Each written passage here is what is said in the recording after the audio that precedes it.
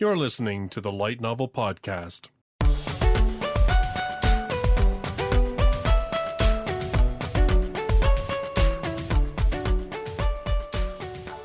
Visit us online at lightnovelpodcast.com.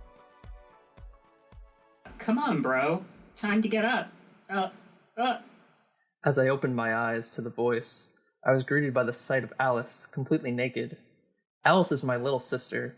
She just turned 14 years old this year, and her flowing blonde hair and ruby-like crimson eyes leave an unforgettable impression. She's a beautiful girl. Nobody could possibly lodge any complaint against her. Morning, Alice. I stammered, still in a daze. She giggled in response. Boy, big bro, you sure look sleepy-weepy this morning. And I got just the thing for a sleepyhead brother like you. She quickly thrust her face right up to mine and gave it a smooch. Alice's soft lips pushed close against my own, banishing any lingering drowsiness I could possibly have had. Feeling more chipper now? She withdrew her lips, flashing me a sly grin. Her cheeks were a little reddened. Today, Alice has a super-de-duper special breakfast for you. Come down and get it before it gets cold. Oh, all right. I replied. She nodded at me, looking all satisfied in her birthday suit, and left the room. Her butt, soft and supple as a freshly peeled shrimp, jiggled this way and that as she sauntered off. I had kicked off hundreds of mornings like this before, but it never got old to me. Reflecting upon the pure joy it brought me, I zoomed out of bed, eager to tuck into my sister's latest culinary masterpiece. On the way, I washed my face with the hot water left over from my sister's morning bath and wiped it clean with her still warm brassiere before heading for the dining room table. Yoshiko was there, which was a surprise considering I thought she had died yesterday. Okay, big bro. The achingly nude Alice belted out with a heart-melting smile. Get it? Well, the getting's hot. Thanks. Her fried rice omelet was, as always, a masterpiece. The milk she served with it overturned all previous notions I'd had about what milk could taste like. The eggs she laid for me and her fresh squeezed milk couldn't have complemented each other better. Ooh, big bro, you got a dollop of ketchup right on ya. Ooh, meow. What will I ever do with you? Something to wipe with. Deftly conjuring a trans-dimensional gate to a parallel universe, Alice took out a warm, fuzzy pair of panties and dabbed at one corner of my mouth with it. The intoxicating fragrance of the Alice from the alternate dimension wafted into my nostrils, excited them, and whetted my appetite even further. Sure wish I could eat those panties. Nom, nom, nom. Oops! Now I've bitten into them. Munch, munch, nom, nom. Man, what a culinary delight. Before long, I had scarfed down the entire undergarment. Alice responded with a bashful pout. Oh, big bro. If you wanted to eat my purty little panties, I would have whipped up a piping hot new pair. Along with more of my farm fresh milk, of course. Hee hee. You got it, sis? I can't wait to take a whiff of your fresh-baked, fresh-stripped, fresh-tasty, lacy stuff! What in the hell is this? Hello, everybody, and welcome to the Light Novel Podcast. If you couldn't guess from that tasty little tidbit, tonight we're going to be talking about A Sister's All You Need. This one by Yomi Hirasaka. It's released in English by Yen On. They're going to be, I believe, releasing the 5th volume very shortly, and at that time it will have all of the stuff released that is in the anime, which covered the first 3 volumes pretty extensively, and then cherry-picked some stuff from volumes 4 and 5. So yeah, that's what we're going to be talking about first. Tonight I have with me Flies. Emotos are the chosen one. I have Jean-Luc. Ready. Perfectly. And I have Terrence. I think big sisses are pretty good, too. Well, we'll be talking about big sisters and why maybe they're not so good. Big sister or little sister? Well, big sister, because remember, that's like, Itsuki's got that whole, like, well, we'll get Drama. Yeah. Trauma. Drama. Oh, yeah. Yeah. Okay, it came back. Okay, good. Yeah. All right. So, first of all, there's a little bit of news to talk about. First up, we'll just talk about some sort of general light novelish type news. The Boys Love light novel label Platinum Bunko, which is a Japanese title, publisher, in case you're kind of like, I didn't know we had a BL Platinum Bunko publisher. They're ceasing publication apparently in Japan. I guess they're going to release all their stuff digitally, but I guess they're not doing very well sales-wise in terms of physical copies, so they've decided to close down. They've been publishing for 16 years, so apparently BL is just more of a digital thing nowadays, I guess. My Sister, My Writer. This was really... Wow, man, the anime just looked awful. Anyway, it's a light novel series that had an anime adaptation that was horribly, horribly animated. In any case, its manga is ending with the 4th compiled volume. Apparently, I guess the light novel's still ongoing, but they've decided to cease the manga. I don't know if the artwork in the manga is as bad as the artwork in the anime. Hopefully not. Although if it is, that might explain why it's ending after only 4 volumes. I don't like to really trash on a series just because of the anime's animation quality, but damn. When a character's face changes proportions and the way it's drawn like 18 times in one episode. Wait, which series is this again? It's called My Sister, My Writer. Oh, God. Oh, Jesus. that took a while to click in, right? That show is golden for screenshots, I'll tell you that. I know. And the worst part is that it was completely unintentional. And then like even the writing was pretty terrible. But like you look at illustrations from the novel and you're like, it could have looked like this. At least it would have had something to look at. But like the animation and the not intentional. I mean, I wonder if it's not good, don't put it out. Like, well, I wonder if Haruto's Chevalier series, I wonder if that anime had better production quality than this. Well, I mean, it just, I think, actually, that's really, it's funny that you point that out, right? Because Haruto in A Sister's All You Need, that's right, his anime series gets that, and it's because it gets the shaft because they put the budget towards something else. Mm-hmm. And I kind of wonder if that's what happened with My Sister, My Writer, because it's really not as big a series sales-wise as a heck of a lot of other light novels, so I don't know. Yeah, but at the same time, there's a lot of series that get poor anime that still goes on and on and on. So if they cancel it after 4 books, my guess is that it's not that good. Well, it's just the manga they're ending, but I guess...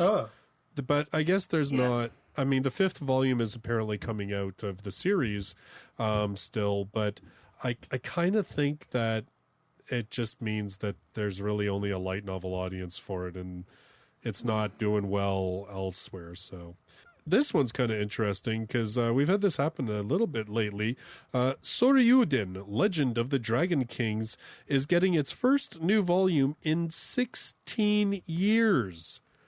That's right. This is going to be the 14th volume of this series. We don't have it in English because, heck, there hasn't been a new volume in 16 years. There's people listening to this podcast right now that weren't alive when the last volume came out with this thing. It's almost Berserk-like. Right? It's crazy. So what's really... this I actually thought was pretty wild. So the novel series centers on 4 Ryudo brothers who were born with special powers as reincarnations of ancient Chinese dragons. Funazu Tadayoshi, the most powerful man in Japan, seeks to kidnap the brothers to use their powers for his own ends. So it had 13 volumes back in like 2003 was the last one, and now this is the 14th. Now, what's wild about this is the author, Tanaka, this is the guy who wrote the Legend of Galactic Heroes and the Heroic Legend of Arslan. So, I mean, this guy's like up there in terms of stuff. And then the illustrated covers for the original novels were done by Yoshitaka Amano of Final Fantasy fame. And then when they re-released them as Bunko reprints, Clamp did the illustrations for it. There's some serious pedigree with this series, but I've honestly never heard of it. But supposedly there was like a 12-episode OVA series back like 1991 to 1993. Unfortunately, I wasn't born. Right? Like, that's, yeah, pretty wild. I'm always shocked when these series come back after like long hiatuses, and you'd think like the audience maybe would be like they've moved on to other things. But oh, yeah. It's a lot of times I think they sell really well when they come back.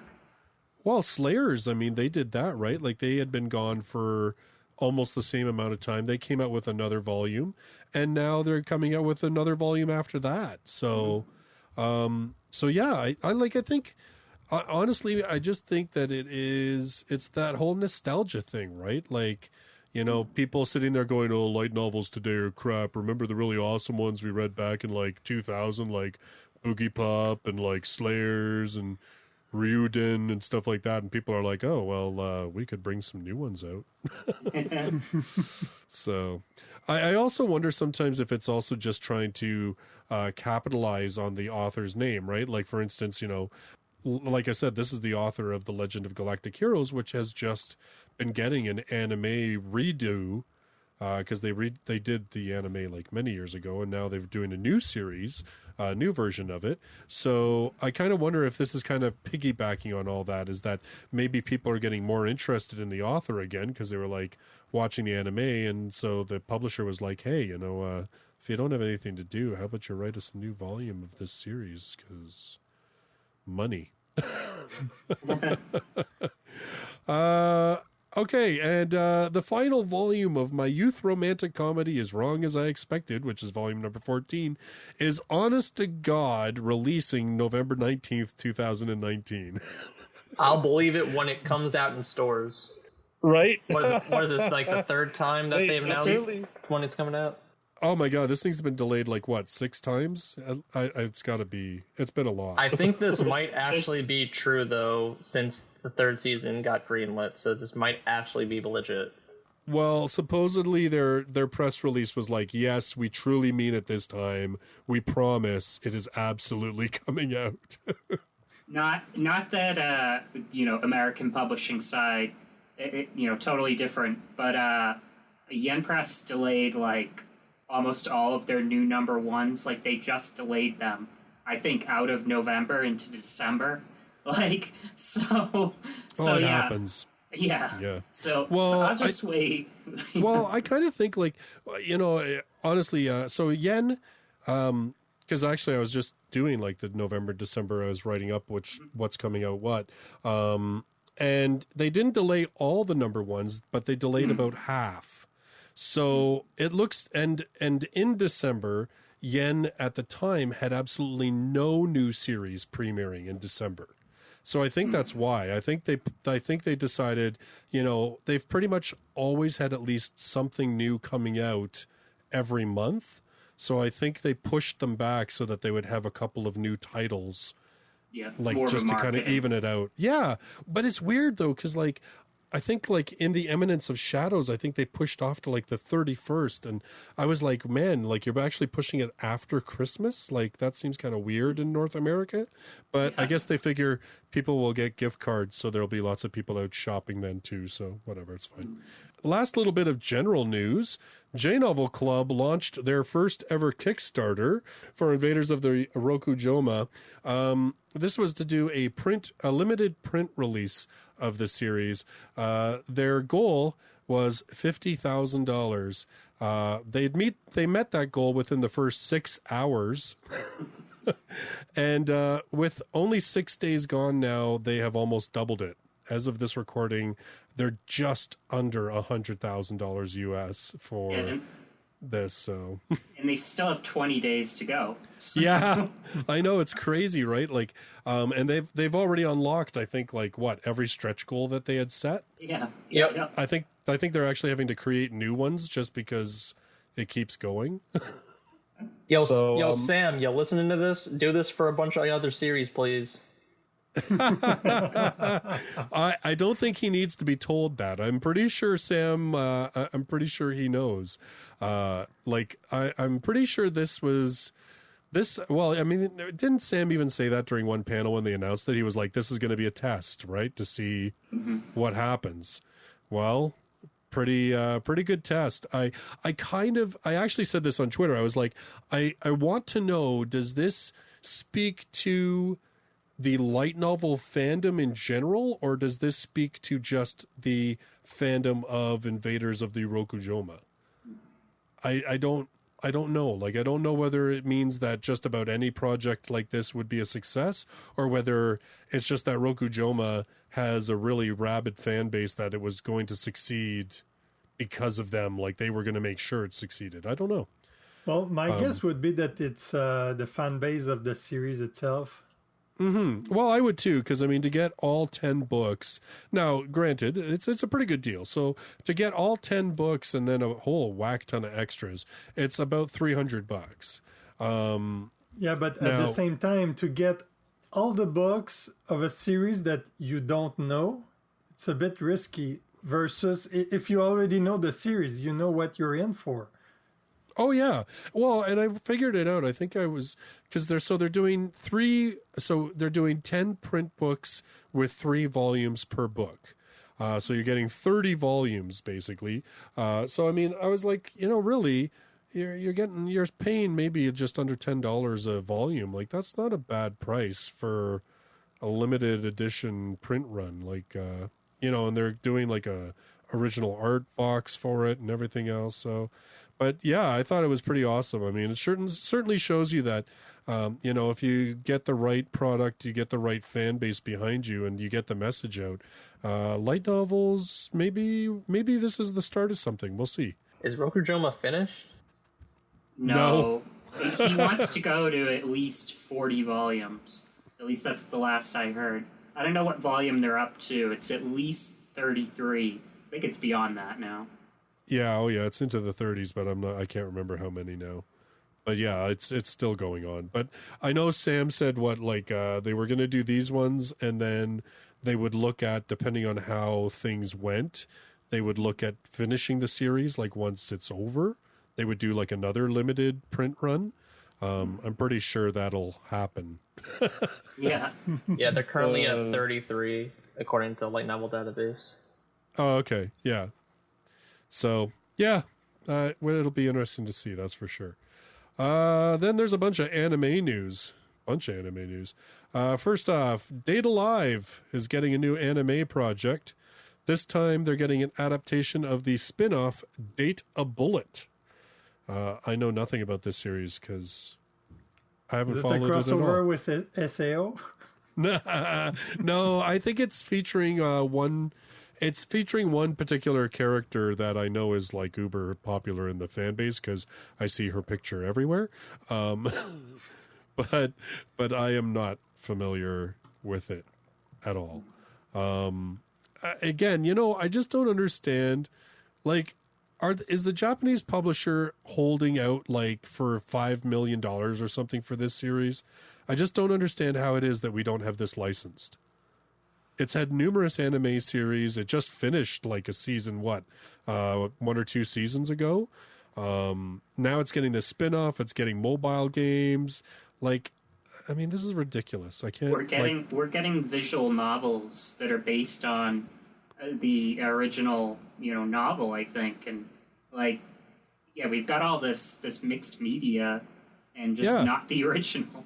Just not the books. I just don't understand. Like, I I don't know what the issue is. My thinking is it has to be that the publisher wants a small fortune for it. That's the only thing I think. Which is not unheard of.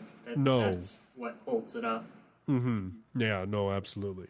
Is it wrong to try to pick up girls in a dungeon is getting a third anime season? They just finished their second season, so that's pretty cool. I'm guessing this will adapt up to the end of volume 11? Is that right? Yeah, I think so.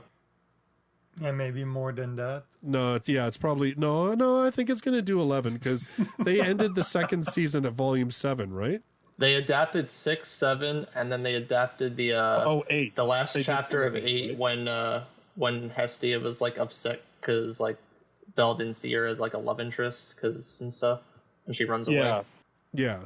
Okay. So they did up to a bit of 8, because I mean 9, 10, and 11 are one story arc, so they have to.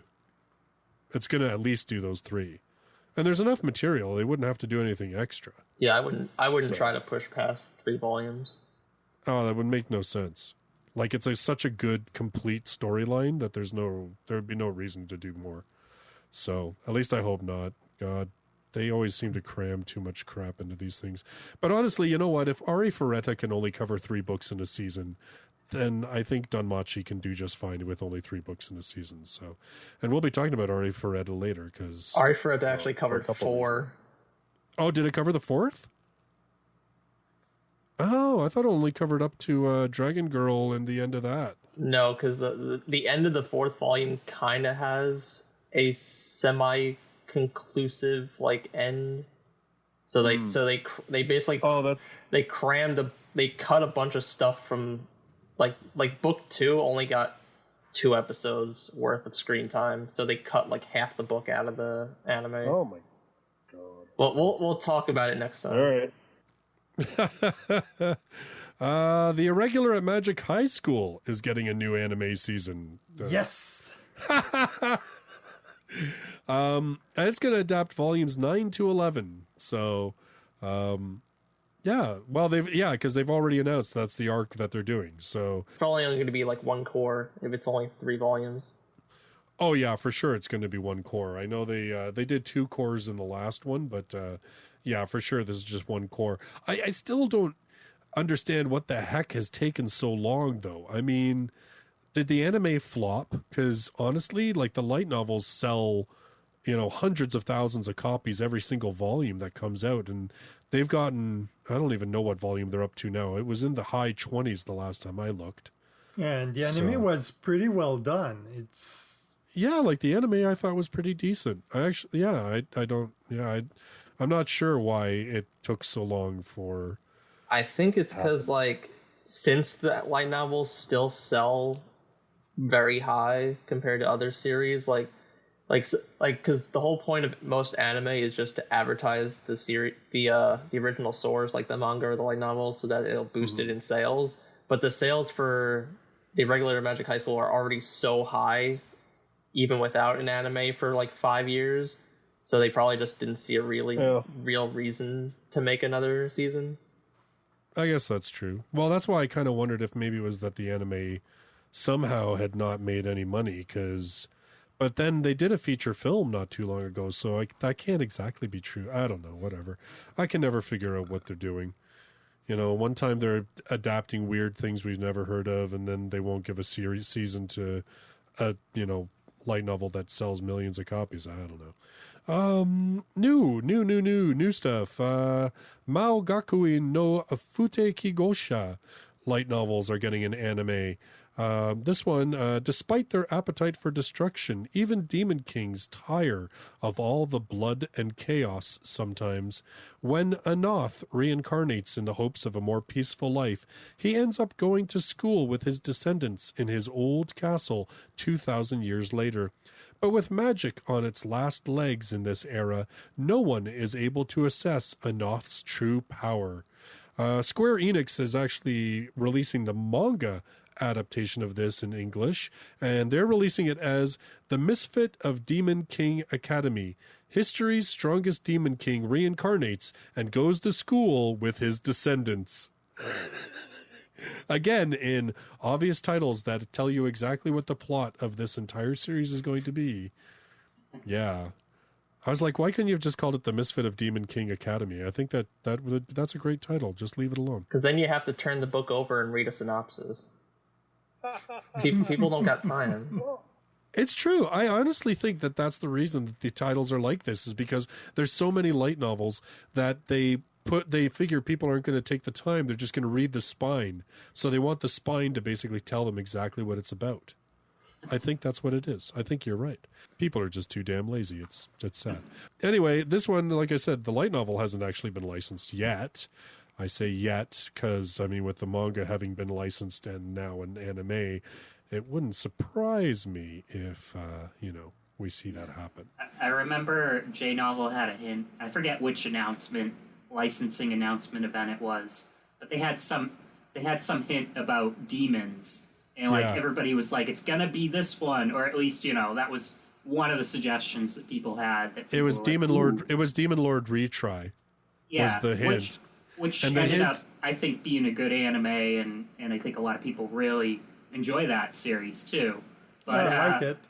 But yeah, I remember a lot of people were like, oh, it's gonna be this, and then it just wasn't.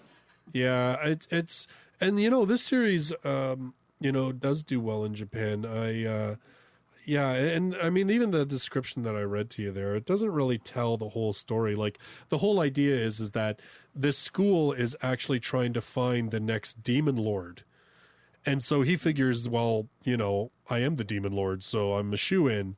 And that's why he's seen as a misfit, because he seems to be a misfit because based on how they now judge magic, it says he's not capable at all because he's too powerful. So it's once again one of those I'm too OP for my own good type of series. Strike the Blood, the series that just keeps on going. It's getting a 4th OVA series. I don't think there's really much more to say about that. The 3rd season isn't even over yet, and they already announced a 4th. Well, that's just goes to show you the series has got some legs. I mean, cute girls, this guy who rips their shirts open so he can suck their blood. I mean, it's a winning combo, right? Vampires, man, they still sell, especially when they're combined with cute girls who kick ass. And especially when they glow in the sun. No. No glowing vampires. No sparkly flipping. No. And besides, I said cute girls who kick ass, not girls who just look whiny and moany all the time. Anyway. That's the most relatable character for a teenage American girl. What are you talking about? No, I don't even think so. I hope not, actually. I really hope not. I truly do. Ladies, please, I hope. I believe in you. I honestly do. I do not think that's true at all. Speaking of Ari Ferretta, how bad the anime was, it's getting a 2nd anime season. Woo! That I don't understand at all. Well, you know what? Anime of the summer hashtag on Twitter. Well, here's my theory, and this is just a theory. It's not even a game theory. It's just a theory. I think it's because that despite how rushed this production was, because remember, they had already done a whole bunch of work and then they flushed that all down the toilet because the response from the fans and the original author was so negative that they basically rushed this thing to get it out. I think that it still did well enough that they were like, you know what, if we actually legitimately plan a 2nd series and do it right, we'll make really big bucks. That's what I think. You figure maybe the merchandise is selling off the hook too. Like, maybe it's not just even the anime itself, but maybe everything surrounding it got a huge boost too. Well, dude, man, Yeah. bunny girls with big boobs and cute lollies that like can devastate entire cities. I mean, come on. Well, That I have stuff sells another itself. theory. What's your theory? Sure. My theory is that the animator needs something else to practice their CG. Oh god, you don't like PlayStation 2 CGI dragons? It was worse than PlayStation 2. Yeah. So Anyway, we'll be talking more about the Ari Ferretta anime probably in our next episode because we're going to be talking about Ari Ferretta. Yeah, there you go. Sneak peek for that one. Finally, for anime news, because there hasn't been enough already, this one's actually a new anime. It's bottom tier character Tomozaki is getting an anime. We just got this released in English. This one is a slice of life. A lot of people are seeing this as sort of like a follower to the whole my youth romantic comedy is wrong as I expected. That it's kind of in that same vein because it has a main character who is, you know, kind of dispassionate and views life as a crappy game, and suddenly has a girl who comes along and says, you know, I'll teach you the rules. I haven't read the first volume yet. I need to, though, because I want to check it out. I might just save it until we get closer to when the anime releases. Well, yeah, I don't know. We'll see. I mean, maybe just save it until it gets closer. But at the same time, when I tell myself I'll save it, I never get to it, and then the anime comes out, and I can't watch the anime, and there's spoiler screen grabs all over my Twitter feed. Yeah, it's just a nightmare. Finally, just we've got 2 licenses, believe it or not. First off, 7 Seas has licensed the Yuri light novel series, Adachi and Shimomura. This one is a Yuri love story. Funny enough, apparently it is supposed to just be an anime. They have announced an anime for it. Shocking. Adachi and Shimomura, 2 young women who attend the same high school, are inseparable friends. Whether playing table tennis, chatting about favorite TV shows, or just relaxing together, they're happy to share their days. When Adachi's friendship turns into romantic attraction, the relationship begins to change one day at a time. They have said they are going to release this in June of 2020. I love how we get these licenses for like print publishers and we have to wait a year for it to come out. There's currently 8 volumes available in Japan. And if you can believe the press releases, supposedly this is a very popular series and that actually a lot of people have been requesting it from 7 Seas. And I know there's been seems to be a bit of a push to pick up more Yuri type series lately. So at least this one's, it's a purely slice of life type series. It's not like we've had a lot of sort of fantasy-ish type Yuri things, but not a lot of slice of life stuff. So. Well, 7 Seas is like the Yuri manga licensor, so it makes sense. Well, I mean, they just got Bloom Into You, right? The novelization, the novel series for Bloom this Into You. is the same author as is the it? novelization of Bloom Into You. Yeah, when we did the previous one, I was like, I really hope we get this. And I hope it's a sign that we're going to get Adachi to Shimomura. And so I don't know if, like, they got in good with the author with that one to get this too, or vice versa, but I'm glad we're getting it. Oh, I didn't remember you specifically mentioning this title. I remember you saying the author of Bloom Into You had other stuff that you were hoping we would get. But, okay, cool. All right. Well, who knows? Maybe it was kind of a package deal, I bet. So, but like you said, Flies, I mean, they've got a lot of Yuri manga that they've been doing very well with. So not too much of a surprise that they're starting to branch out into the whole Yuri light novels. So it's a little bit different. Oh, I lied. There's actually 2 more licensed things. First off, I'm not going to talk a lot about this one. Viz has licensed the Bleach, Naruto, and One Piece novels. These ones, well, they're just spin-offs, basically. The Bleach one is actually, I believe, a sequel series. The Naruto one is, there's like 3 volumes, each focusing on, like, I think, Naruto, Sasuke, and I can't remember who the other one it was. But anyway, it's looking at them as like dads, like what their life is like as dads or something like that. I think it was put out to sort of celebrate Naruto's whatever anniversary or anyway. And then there's the One Piece novels, which I believe these ones are the prequel novels that they're putting out. So not too surprising. I mean, Viz publishes the manga for these series, so it's not too shocking to see them starting to branch out. They've already done it before. They've picked up some light novels based on their manga properties, so I think when I talked about these back when, like, during a top 10 in Japan, I was like, it's only a matter of time before Viz licenses these. And look at that. I wasn't wrong. Doesn't happen often, but sometimes I get it right. Finally, Cross Infinite World licensed a new light novel series called Of Dragons and Fae. Is a fairy tale ending possible for the princess's hairstylist? At last I've found you, my bondmate. As flower folk, I never dreamed of having a fairy tale romance, but I also didn't expect to be dumped 3 days after being confessed to by a dragon knight.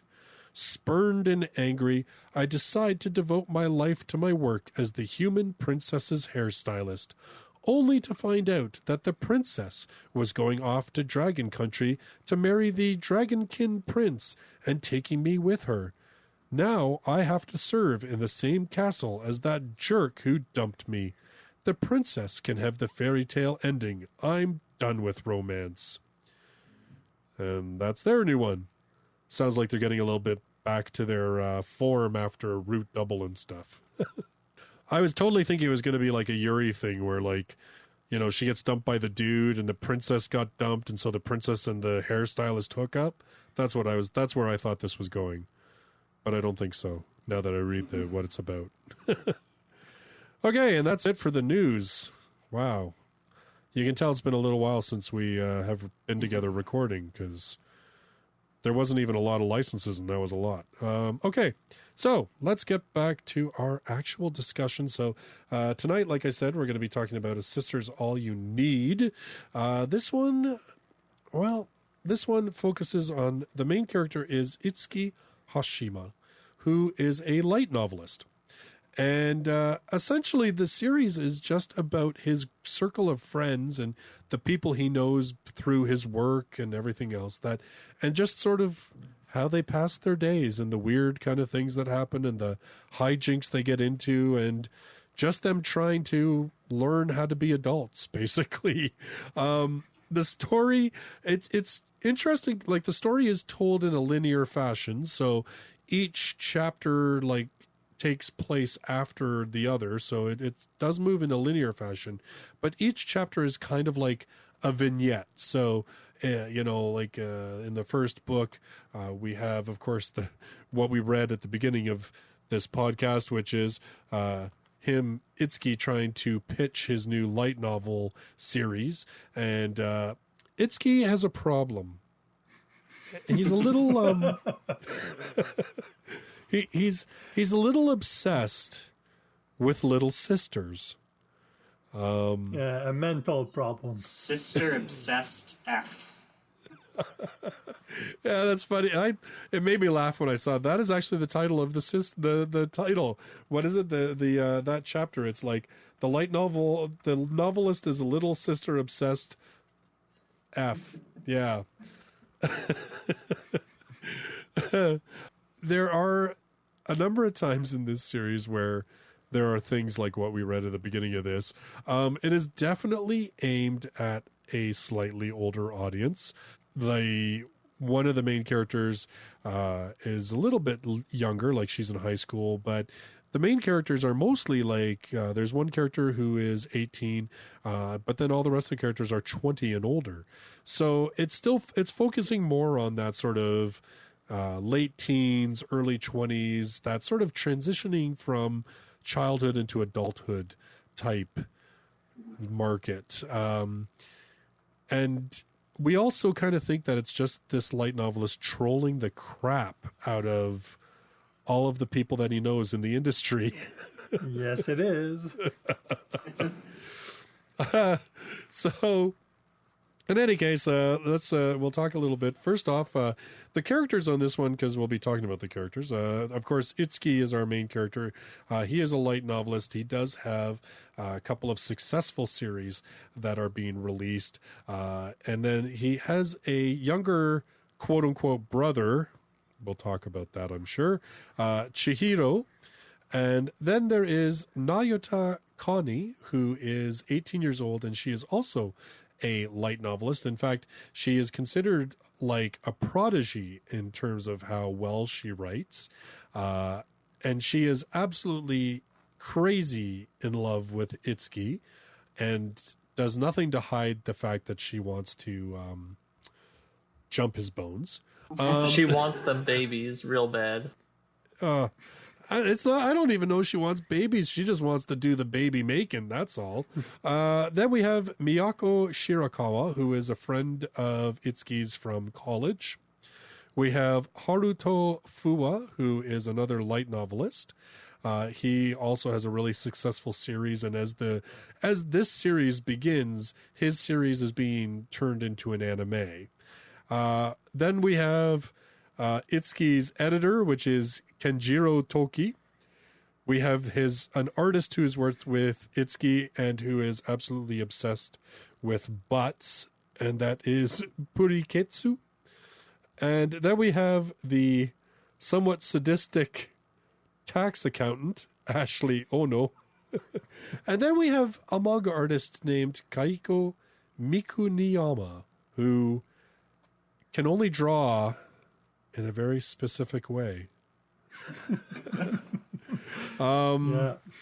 Which is okay, because Nayuta can only write in a certain way. So that's our cast of characters we'll be talking about. Okay. Are you sure it's not titled Mental Illness, the novel? What? Yo, every writer has their quirks. Yeah, there's quirk and quirks. Well, I think here's the thing about this book is that this series, and I have to say, like, I read the first one, I liked it well enough. I binged the 2, 3, and 4 when we decided we were going to do it for this podcast. By the way, I find it kind of interesting that the very first slice of life series that we choose to do for this podcast is probably the most ecchi series that we have. That's a slice of life series.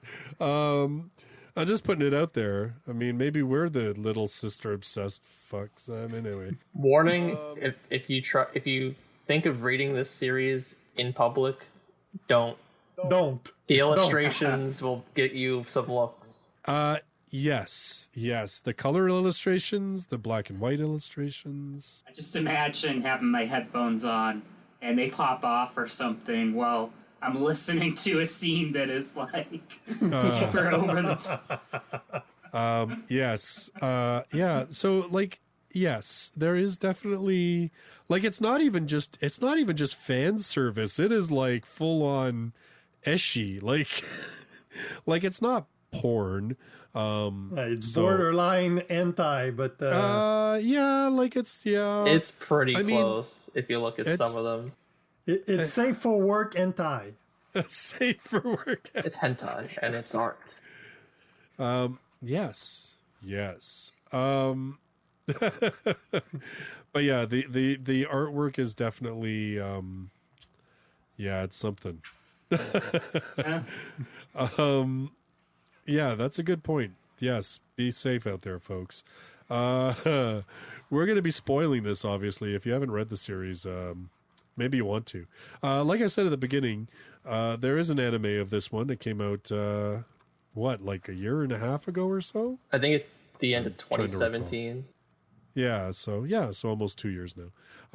It, as I said, adapted pretty much completely volumes 1, 2, and 3.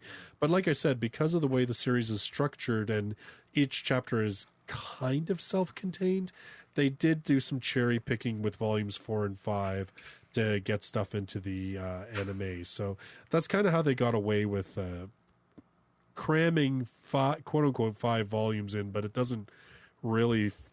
They didn't really. So each volume is pretty short. Yeah, like I highly suggest if you are interested in the series that you just read it starting from book number 1. And yeah, exactly. And Flies is right. Like each volume is pretty short. They're a really easy read. I found that like I really enjoyed volumes 2, 3, and 4 when I was like cramming them all together. I liked that's one of the things about this series that I will give it credit for is that I actually like the characters. Like, You know, usually when you have a series that's just kind of a little zany and all the characters are on that verge of being caricatures, you know, you don't really feel anything, but the authors managed to give some depth to these characters and show them in a way that I really liked. For instance, so we can talk a bit about Itsuki. We don't really find out until, what is it? Is it volume 2 or 3 that has the short story at the end? 3, About I his think. past, about Yeah, why he it's likes 3. I think Why yeah, he I think likes that's Little volume Sisters. 3. Yeah, it's the third one. So basically, Itsuki, so he's obsessed with Little Sisters. To the point where, yes, it is horribly annoying. The novels do have, at least on one or more occasions, have similar things to what we read at the beginning of this podcast. Sometimes they're even a little bit crazier. And you know, it's funny because when I first read this book, I didn't know what it was about, and so I read that first bit, and at first I was like, "Oh my god, what the hell am I getting myself into?" And then when I saw that his editor was like, "What the hell is this?" and I started reading more about what this was, I was like, "Oh, okay, it's safer than I think it is." Only a little. Only a Yeah, little. to an extent. An extent, yeah. But Itsuki, we do end up finding out, like, there is a lot more going on with his character. Like, he's not just this, you know, pervert who's obsessed with Little Sisters and getting them naked and stuff like that. Like, he is actually very serious about his writing and very serious about wanting to succeed and do something of worth. And the whole, like, Little Sister obsession comes from this, like, deep-seated trauma that's, like, you know, losing his mom, and then there's this older girl who comes into his life that, you know, she brings him out of his shell. She starts making him feel like he has worth and stuff like that, because, of course, he has the very stereotypical absentee dad. And then he falls in love with her, which, I mean, you know, really no big surprise there. And she, of course, turns him down as gently as possible, but nonetheless, Itsuki is crushed. And so he decides at that point that, you know what, older sisters, who needs them? But younger sisters. Yeah, but it's funny because, like, to me, that chapter was the most interesting of the 4 books. And by every depth that the author puts in that story, like, I wonder why it's an extra chapter and not a part of the actual story. I kind of wonder if it's because of how it's structured, right? Because, like I said, like, the rest of the series is linear. So, I mean, the rest of the series, like, it wouldn't fit. Like, you wouldn't just... I think he did it because you couldn't really make it like chapter 2 or 3, because chapters 4 and 5 will take place after chapters 1 and 2, and how do you transition into it, right? But if you call it an extra bonus side story, you know what I mean? That was my thinking. I don't know if it's true or I've not. seen other series where they'll put like mini flashback chapters as extra chapters at the end of a book. Yeah, well, I think it's sort of... They could have put Itsuki meeting that other girl that I don't remember her name, but like he could have met her like at the grocery store or something like that, and then after that reminisce the past in the next chapter. Oh, she's coming back. She does come back. Yeah, I think I've says seen that her on the she's cover coming back. once of a later volume. Well, they actually have that in book 4. Remember, they start doing the whole questions and answers thing? Yeah, and the afterward. And one of the questions is she going to come back? And he's like, yes, you'll definitely see her again. So I think it's just that, I think it was one of those things where he was like, you know what? I want the audience to know this so that they recognize her when she shows up later. Not... Yeah, for this story too, I feel like she rejected him, but I feel like it was more like she never really saw him as like a candidate, like a boyfriend candidate. He was always like her little brother to her. And then we'll see what happens. but she's never able to get in contact with him after that point again. He basically shuts off his phone, doesn't answer I don't know if she rings on the door, but she's never able to visit him again. So who knows? Maybe we'll see her back in the future, and maybe she didn't really ever think of him as a romantic candidate, like, until after that point. Like, I think she does she says that to him, right? She's like, you're my little brother. Like, that's how I see you. Like, yeah. And it does. And yeah, she makes lots of effort to try and come to see him. Like, she rings his doorbell and everything, but he just ignores her. Like, he doesn't answer. And, like, I can tell she's probably going to be in the industry somehow. Oh, I bet. Because she was a huge light novel fan. Yeah. Yeah. Yeah. It wouldn't surprise me. I don't know. It'll be cool to see how she shows up and what kind of reaction that will have with people. Because maybe a voice actor. It could be. That could work because he's getting an anime. That's how. That's how Volume 4 ends. Is that he's getting an anime made of. Maybe one of she'll his voice series. his main heroine or something. Oh, That would be. that could be good. Awesome. That could be That good. could be pretty spicy. Well, but that's what I mean. Like that, that's where it's kind of funny with this series that, they can have total nonsense type stories with like, Itsuki and Puriketsu going to like an onsen because Puriketsu needs butt inspiration. He wants to see butts, lots of butts. Yeah, and he just sees old lady's butt. Yeah, but he's into it. So No, but he was chill. he was down, man. Well, He an was down inspiration with it. is an inspiration. Well, yeah, right. Just make sure your inspiration doesn't cause you to assault anybody on the street. Right, I right. don't think it's just inspiration. I mean, okay, yeah. So Well, he does assault someone. he does, yeah. Of course, he assaults Chihiro. I think that one scene like dropped him down for me as a character I liked very much. Like, I thought he was funny at first, but then Which? that one chapter where he like assaults Chihiro, like Oh yeah. I was like, it's that more is- like he trip, and then he pull or was it or, was pants it an down. accidental trip? Well, I don't know. They kind of make it like, here's the thing. They do make it sound like it's an accident, but it's an accident because he's already overstepping in terms of his behavior. So like it is that like he's already crossed a line of good behavior. Like he's crossed over into that definite bad realm, but Yeah, plus he starts to stalk her, so I mean, I don't think normal people go up to random strangers on the street and ask if they can see their butts. no, that's usually considered bad manners. And of course, we're going off on this tangent. We haven't even explained anybody who's read the books knows exactly what we're talking about. But yeah, so this is a weird thing, and this is but anyway, my original point was that they can have these weird things and silly little things like, let's go look at butts.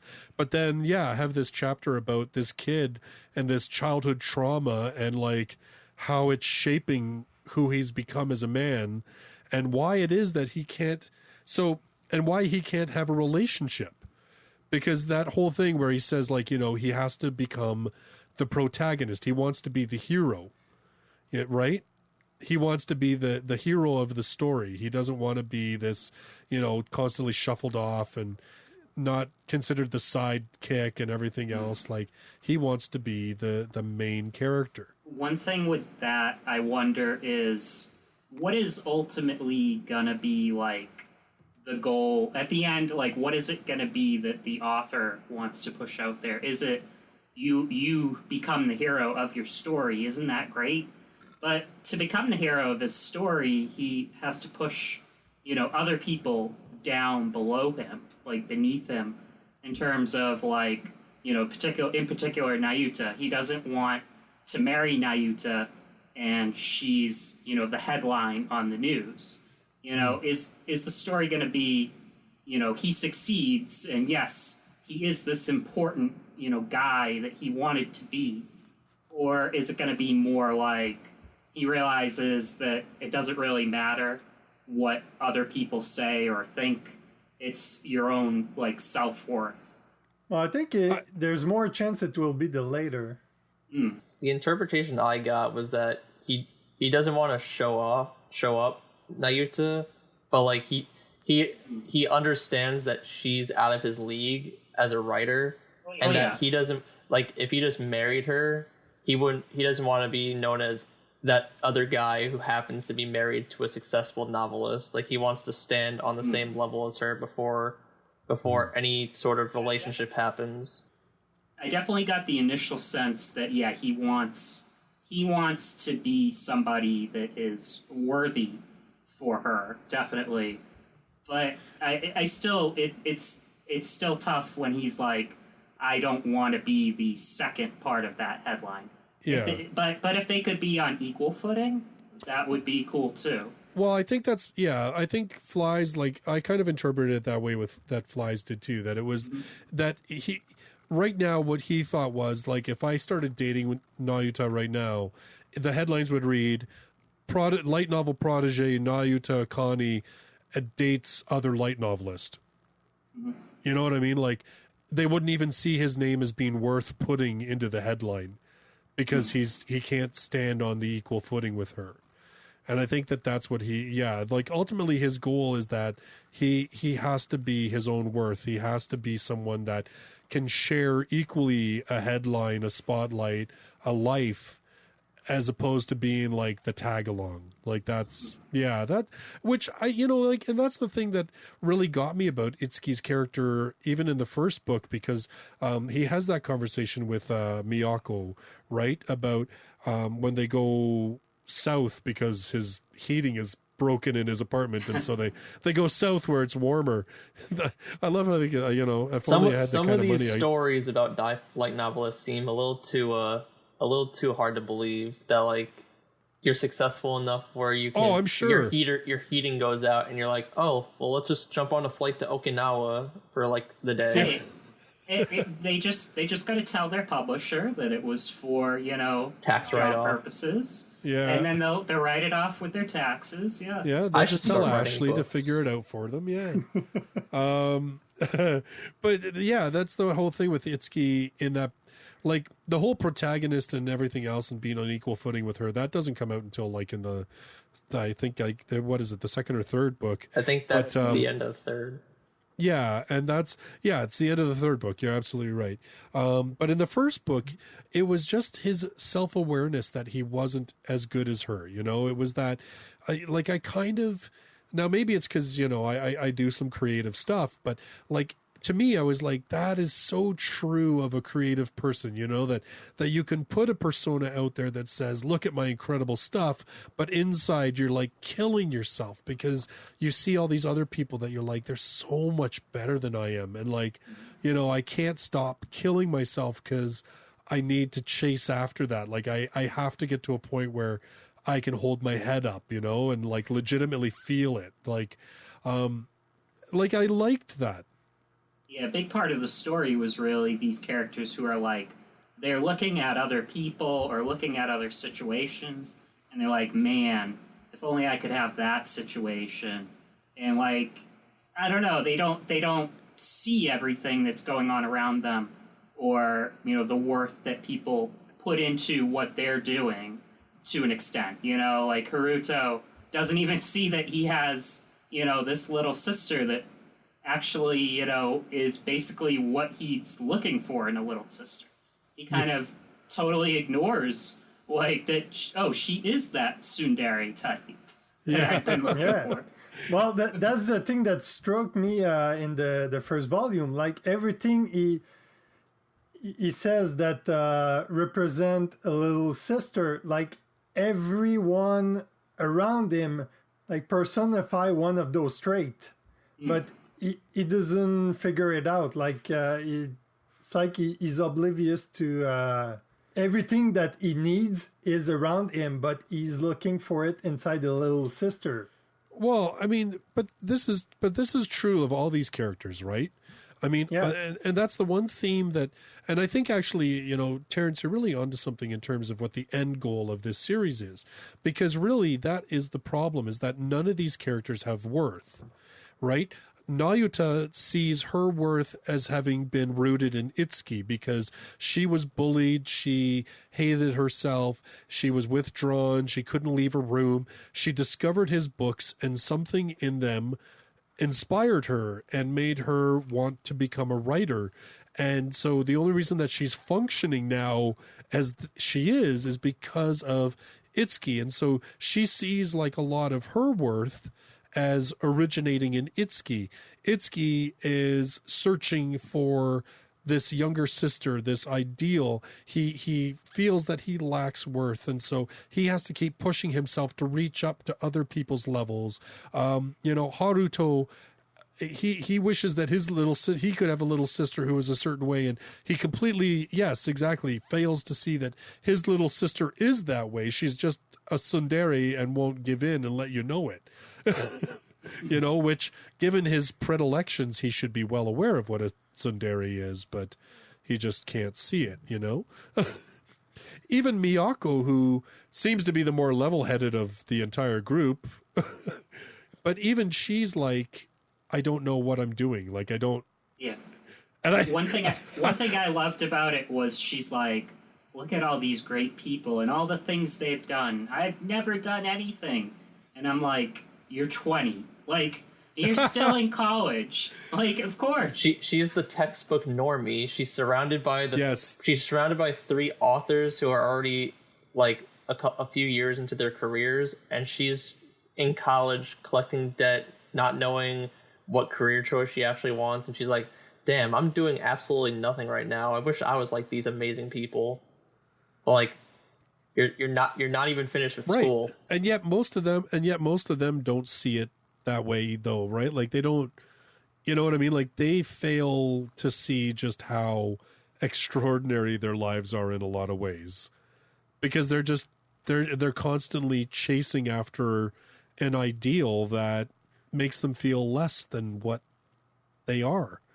Like I said, like, this is the part where this series is so deceptive to me, and where the more I read it, the more I've enjoyed it, where I'm kind of like, you know, this is why I like these characters, because they are flawed, and they are more, as much as they are, you know, ridiculous at times, they're also very human in so many ways that you can relate to them and be kind of like, you know, yeah, no matter how good you've got it, like, you can constantly want to have more, or you can feel awful about yourself even if you have something that somebody else wants, you know?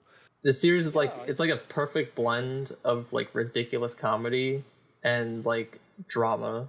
Yeah, like, it really, like, a lot of it is. Like, they're on like completely separate sides of the spectrum, but I never felt like one intruded on the other. Yeah, no, I agree. I think like, I think in a lot of ways it adds to that comedy aspect, because you know that there's all this subtext going on beneath it, and all this other stuff going on beneath it, and these harder feelings and everything else. And plus it just makes the interactions that they have with each other feel more genuine. And in particular, like that whole you know, So You Want to Be a Light Novelist board game that they have at the end of the 4th volume, right? Was it? Oh yeah, They play a lot of board games in this series. Okay, well, that was the one that particularly that they got. Haruto bought it, and it was How to Be a Light Novelist, and everybody started off, and you could choose like whether you wanted to be a web novelist, whether you wanted to try and submit to a big publisher. And basically what they ended up finding out was that as they were playing the game, they were all getting annihilated. And then when they realized that, they were like, well, you know, the rules say that if we marry a person, that we can split our stuff evenly. So they basically all married each other. And basically they won the game by helping each other and by being together as friends. And I thought it was cool to me that the way that he played that in. Like you said, they play a lot of board games. Like, man, they play a lot of board games. Holy cow. and some real one too. Oh yeah, absolutely. Yeah.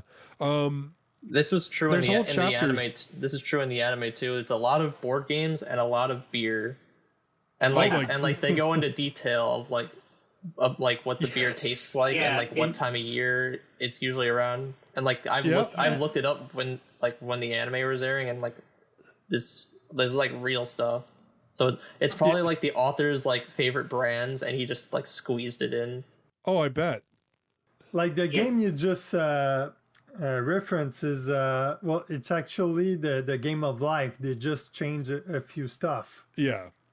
Oh, yeah, absolutely. But, of course, the biggest game that they play is this role-playing game that Haruto is working on as the Dungeon Master. It's like a D&D campaign. And they do, whole chapters with them in character. So it's kind of like this fantasy episode just out of nowhere. And, yeah, it's kind of...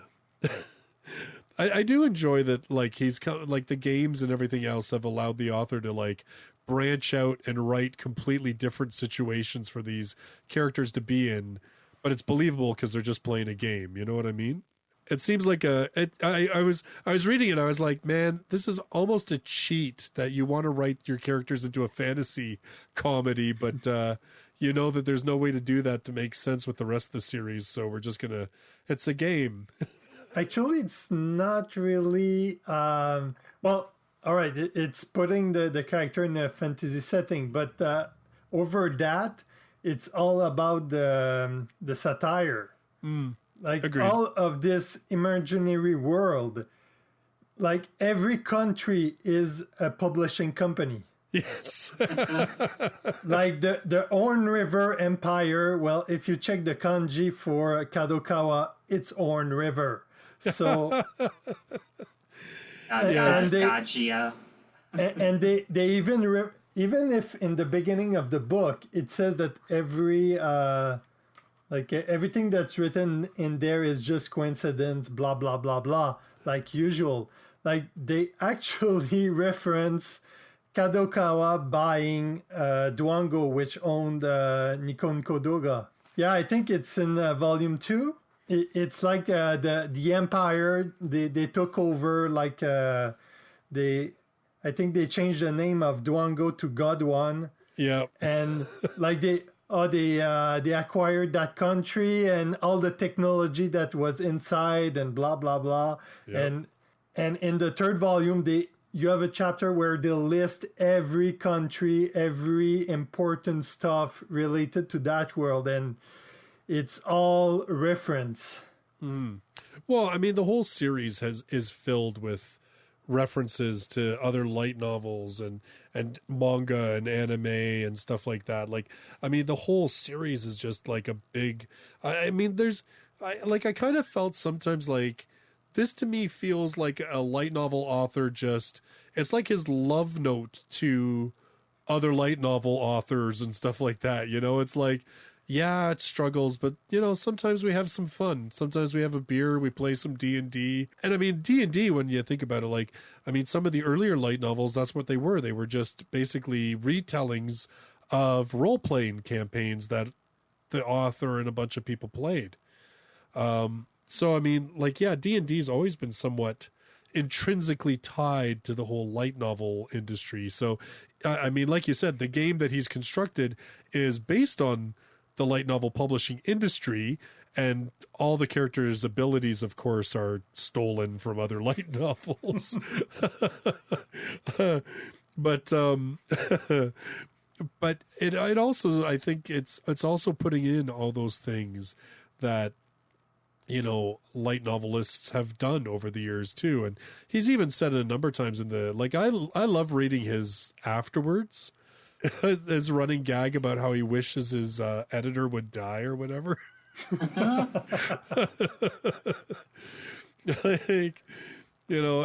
how he even says, he's some of the things that are in this book are entirely self-referential.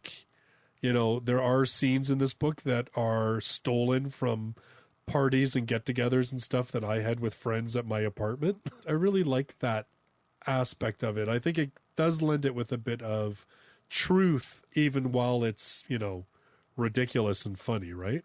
So you guys think writers have been stuck in the dungeon? I actually heard that's a At real a certain thing. point in time, maybe. I bet you it's a real thing.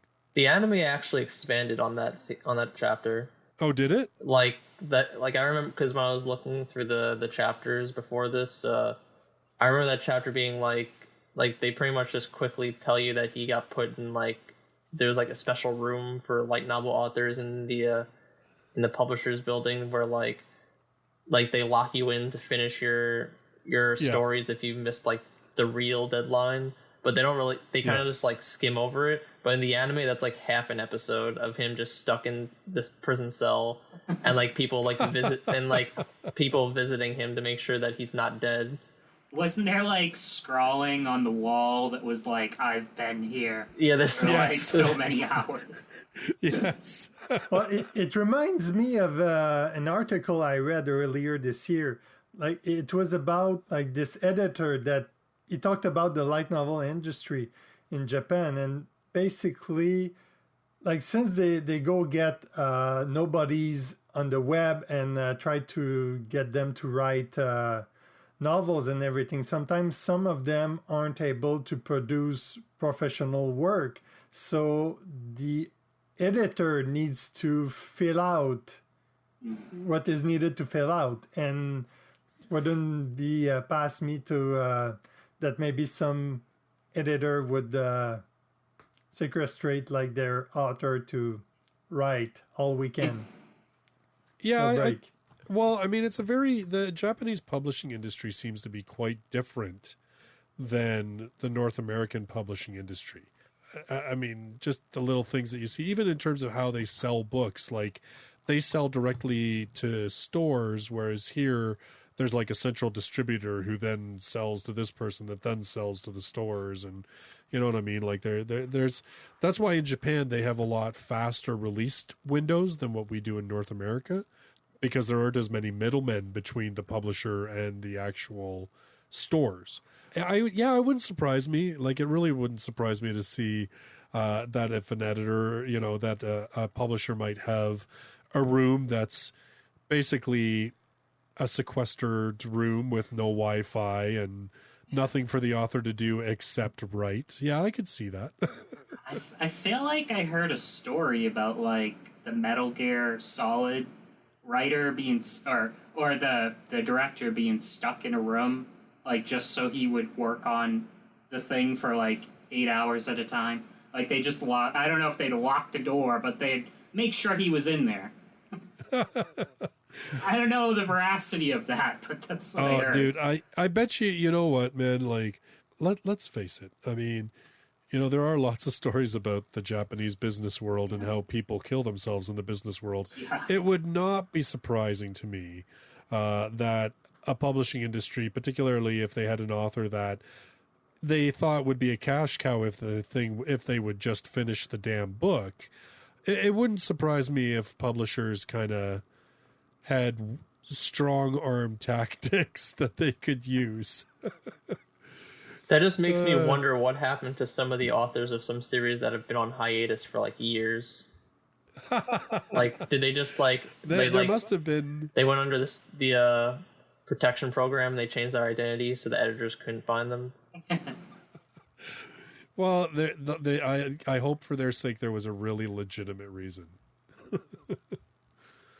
But that's the other thing about this book, that like as I read it, I do find myself, I mean, there's obvious, stuff that is not true, but there's stuff that sometimes I read through it and I'm like, I just wonder how much of this is legitimate in terms of how the publishing industry works, and what like kind of like the deadline and then the real deadline. I mean, that's probably true. Probably the soft deadline, the almost deadline, and then the deadline. Yeah. Well, and even just how they, like when Itsuki gets the manga contract, when they're going to do, because he's going to get the anime, they're like, we're also going to do a manga. Even how that decision is made and how he has to, preview different artists' work and stuff like that. Like, even that I kind of found myself wondering. I thought, do they really do that, or does the publisher just say this is who we've chosen to do the art? You know what I mean? Like all that kind of stuff. I kind of wonder about, right? I think that does sound pretty truthful. Because like they are the original creators, so I think I think that as original creator they might have a right like to well, I don't again, I don't know, right? I don't know how predatory the contracts are in Japan for light novel authors. Yeah, I think it would depend too on like the prestige of the author, if they get like the first right of refusal or something. I don't know. But there are authors that have like, I've heard at least, I don't know the veracity of it, but I've heard that authors can be like, no, I don't want my series to go stateside. You know, at least like they can do at least that. They can say, no, I'd rather it just stay here if they don't want something published in the West for whatever reason. Maybe that's why we have no data live. You can yell at the author. Well, I know for a long time there that was the rumor about why we didn't have high school DD, but you know, I don't know if that's died. Sometimes you see like original author like being involved in other project, but other time not. So I don't know exactly what decides the factor that another participate or not. Just look at the anime that just got produced, Ari Ferretta, we were talking about, and the author was not happy with the designs. Obviously, there was a change, but that was well into production, and that seemed like it was not just him, but the fan response that caused that change more than anything. So, like, it can happen, or it can go ahead even if it's not that great, and we'll see that with Chevaliers. At least Naruto didn't pay as much attention to see how bad the production was going. But I think that's a situation where the author got involved and ended up making everything even worse than it could have been. Well, I mean, who knows, right? Like Haruto, you know, he was involved in stuff, but it's like, well, how much did they... I kind of got the feeling that it was kind of like, yeah, we're involving you so that we can say you were involved because that's good PR. But at the end of the day, we make the decisions, you know, because clearly, like, given how the thing ended up in the series, Haruto wouldn't have been good with that. And like he even said, he wrote the scripts and there were nothing like the ones that ended up in the show. It's like over in the West where like you can write you pitch a TV show, like a pitch a TV pilot, and then you sign a contract for a full season, but you didn't notice in the very fine print that the directors can pretty much make whatever changes they feel like, and you really have no say in the matter. So it's like you created it in the first place, but like they can make whatever changes and you really don't have any say of it, so it stops becoming your creation. Like it could be almost like that. Well, and I know, like in North America, I know in the publishing industry, often authors, especially first-time authors, have virtually no say on what their cover looks like or anything like that. Like that is decided by the marketing departments and, you know, that kind of stuff, right? Has nothing, the writer themselves has, they might say to them, well, what do you think? But ultimately they have no say. I've seen writers who've gone on, you know, Twitter to complain about their cover. You know, like they were upset about it, and obviously they shouldn't have done that professionally. But yeah, I've seen that happen where a writer hops on Twitter and is like, I didn't like this cover at all. It's like, I guess they had no input in that. Even like a very famous writer. Yeah.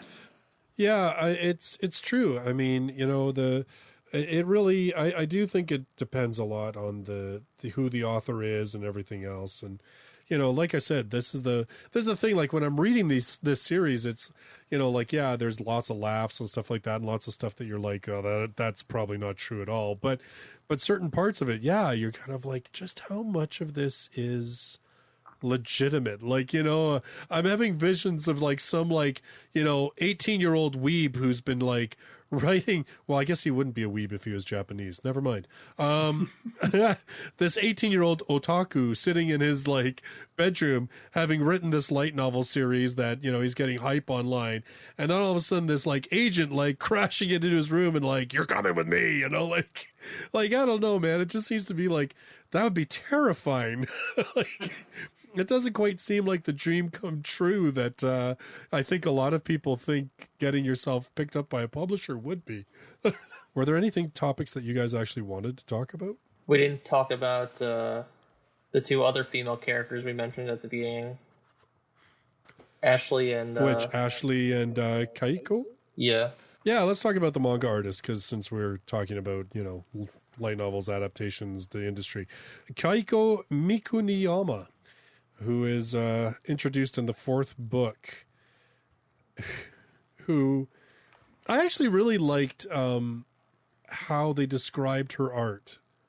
You know what I mean? Like, it's obviously hard because it's a novel, and they already have an artist for the novel, so it's not like they can really show what, quote-unquote, her art looks like compared to, the artist of the book. But I really liked how they put that and everything else, and like how they talked about her flow between panels and stuff like that. But she can only draw when she has a pair of panties over her head.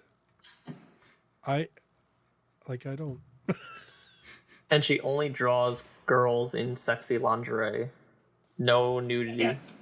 Even if they're in the bathtub or in the shower, nope.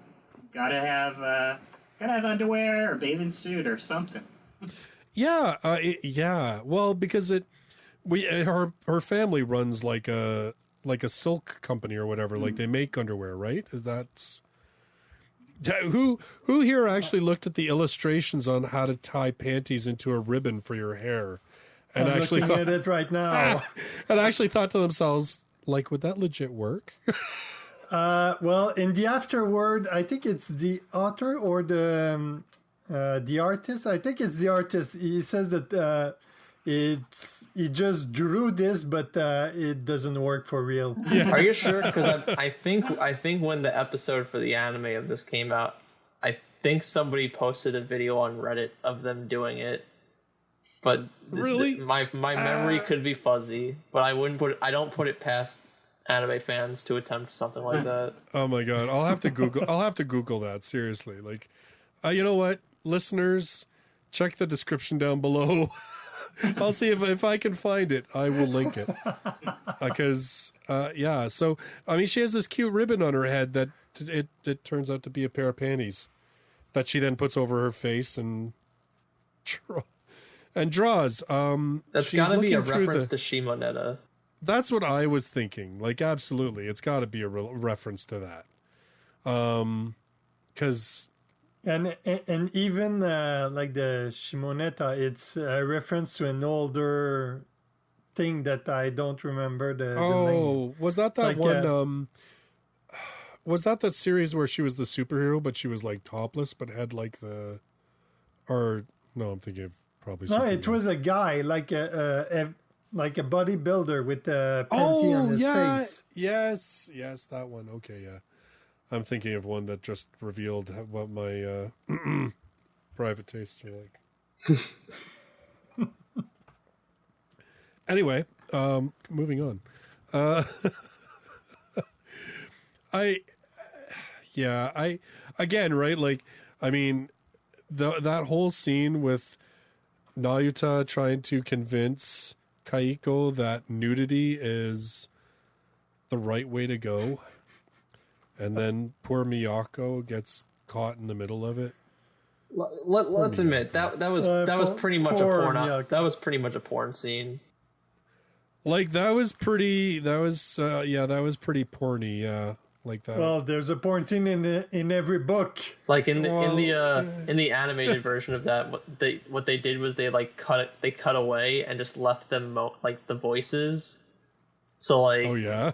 So you just have to like close your eyes and just listen to the voices and imagine what's happening. But like that makes it even worse. Yeah. But, the whole this whole issue started because basically like he loved her art, and then she basically drew a draft for the beginning of his manga adaptation, but which has a bunch of nude scenes in it because Itsuki's pervert, obviously. But then, Well, and the he also heroine- believes that nudity is the way that a little sister should be completely naked. but she dares put sexy lingerie on the little sisters, and he wasn't having any of that. So they I love when Nayuta challenges her. She's like, I challenge you to a drawing contest. Yeah. And then, like, 10 And seconds she later... doesn't. her picture is like She's chicken not even scratch. able to draw. Her picture looks like an know. ugly stick figure.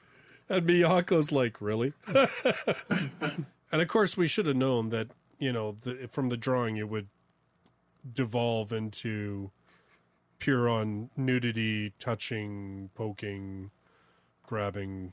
Oh, my Lord, this book. Oh, just when you open the book, you look at the color insert. Yes. And Miyako asking her famous question, no, really, why am I here? Yeah, and maybe me when I seeing this, what am I reading? Yeah, well, yeah. Well, I mean, I said right at the start, it is very ecchi. Like, there's no doubt about it. I mean, there was like a full on it didn't get too graphic in terms of how it's written, but I mean, he full on writes Nayuta like masturbating. Like, I mean, so you Yeah, know, with the full page image. Sorry, I came back and I heard Nayuta masturbating. What happened? Volume 4? Oh yeah, Volume 4. Yeah, I remember that scene in detail. Well, I know. I was reading it at work, and I kind of had to Oh, like. Duh! Didn't you hear what we said at the beginning of the video? I know. I didn't think of it. I didn't realize they'd. Like, I thought I was, like, for the most part, let's face it, for the most part, once you get past the color illustrations, I mean, yes, they're a little risque, but, I mean, that one was just like, hello. Yeah, that one was a little red-cheeked. I was kind of like, oh, gotta hurry and read this part and get past. Damn. That's the one where you turn the page and you're like, oh, is anybody looking at me right now? Oh man. Yeah. Okay. So, one thing that I know like there's a bunch of different characters in this that we haven't even touched on Ashley, who is the tax accountant and the oldest character in the book apparently, even though she's drawn like a total lolly. Is Toki older than her? No, I'm pretty sure No. Toki No, says he's I in think his she's older than Toki. Yeah, Toki's 26. Yeah, I was going to say he's like mid to late 20s, but Ashley's in her 30s. So I think she's she's 37 or something, right? no. I think she's like 31 or I she's like think 30 or okay. they 31. might Not that old. answer. No. I think the author answers it in a question Q&A. Yes. Yeah, he does. Yeah. Because in book 1, in her bio, it's state age unknown. Yeah, she does actually. It does get answered in one of the Q&A sections. Yeah, I loved how the Q&A did that. They were like, this is an answer we'll never get. You know, the age of Ashley, it's going to be unknown forever. Oh, I'm 30 plus. She's I think she says I'm 32, I think, if I recall. But anyway, yeah. And they were like, "Oh, that was easy." So yeah, she's the oldest character in the book, even though she doesn't look in any way like the oldest character in the book. And I love how they say she's sadistic, but it's just because she takes pleasure in making them uncomfortable and showing her everything that they've purchased. All of their porn and figures and visual novels and everything. And so she can get them the best tax write-off. It's material for their work, so it goes into their tax. Right. And I mean, she's being professional and making sure they get the best rebate possible. She doesn't mind getting into costume to get things done either. Yeah, but they could just submit a list, not necessarily taking them out one by one, stating the name out loud. Yeah. I do like Ashley. She cracks me up. And what's so funny about that too, and again, right, like the characters in terms of how they, have these different sides. So like her office is all beautiful and pristine and everything else, but then when you go through the door into her living space, she's a complete slob. Like, and then she's always wearing dresses and all dolled up, and then she's just in sweats and stuff in her like again, I like how there's different sides to all these characters. Speaking of different sides to characters, we have to talk about this. Chihiro, what the hell? What the hell?